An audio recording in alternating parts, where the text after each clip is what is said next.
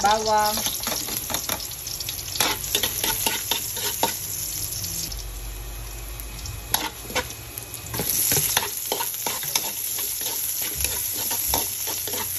Sibuyas.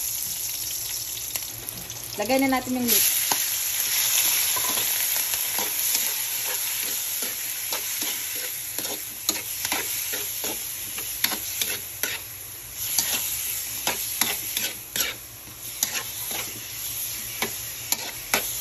So, wait natin na magmantika yan.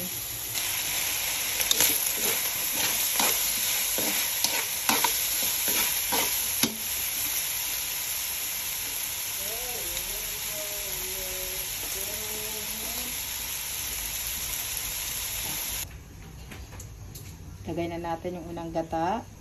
Ilagay na natin yung ating gulay, be.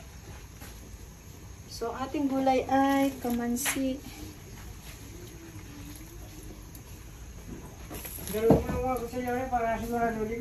So, lagyan na natin siya ng pampalasa. Ano ko na? Lagyan ko rin ng konting asin, tapos hayaan ko muna siyang kumulo. Takpan natin.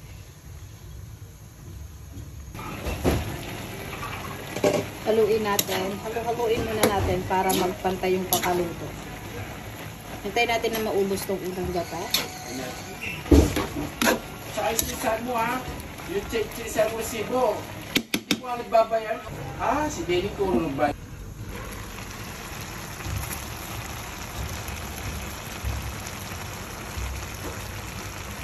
So, haluin natin siya. Hintayin natin na maubos tong unang gata.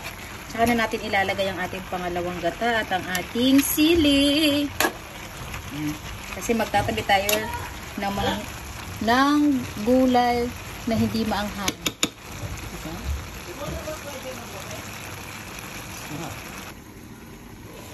Oops! So, ayan, nabawasan ko na to yung mga hindi kumakain ng gulay na may sili, tinanggal ko na. So, ngayon, ilalagay ko na ang ating sili doon. Sili natin. Para mas masarap ang kain natin. Halu-haluin na natin. Tapos, pag wala na talaga siyang sabaw, meron pa kasing konti, ilalagay na natin yung ating panghuling gata. O yung unang tiga na tinatawag. Para mas magata siya. Diba? Konti na lang, malapit na itong maluto. So, ayan.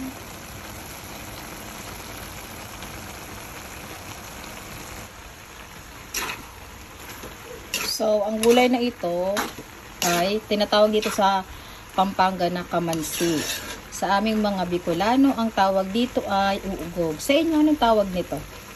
Yung parang tawag dito, maliit na langka. Uugog. So, ilalagay ko na tong ating last na gata.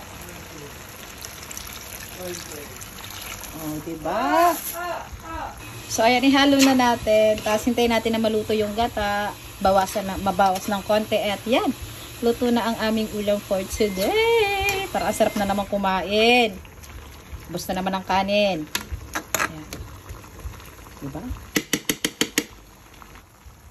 So, ayan. So, ayan. Luto na ang aming ulam for today. So, ang aming ulam for today ay ginataang kamansi or uggog. Ayan.